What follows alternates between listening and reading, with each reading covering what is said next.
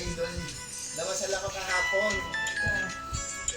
Batangas, Sungay, Pataas. Tapos, Ikot. nung kumanan ako sa may picnic grove, yung bagong kalye, tapos tatago sa inyo. Hindi mo alam yan? Na di ba meron kayong mula dito malapit sa may palengke na 1 kilometro, merong pagkagaling palengke ng Tagaytay. Left line doon sa may pagkagaling. Doon ako dumaan. Yun yung dinugtungan papuntang picnic yun. So nakita ko na eh. Malapit siya sa may Balitiwan. Ay di, siyempre lahat dinaanan ko. Meron pa ako nakitang parang school sa may bandang kanan. Meron nakalagay na ayos na donated by kung sino man, pero Asuncion nakikita mo yan.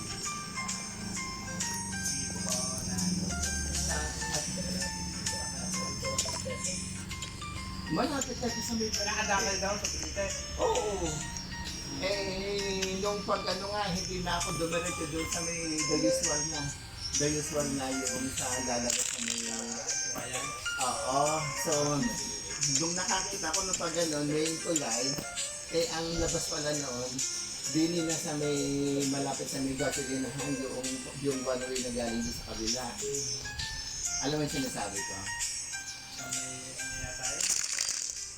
Basta pag ganun tapos paakyat, tapos pagpaakyat, yun na yung main road na yun, malapit doon sa may gasolinahan. Ano bang gasolinahan doon? Petro? Hindi. Petro local test. Oo. Sabungan. Ano ba sabungan? Wala pa di pa nakadaan. Highway, yung main road nga na na malapit na dito sa may papuntang right.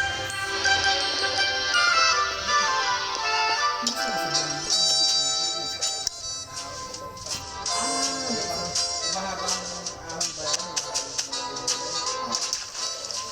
Oo, mas malalim yung kaysa sa doon sa may kabita.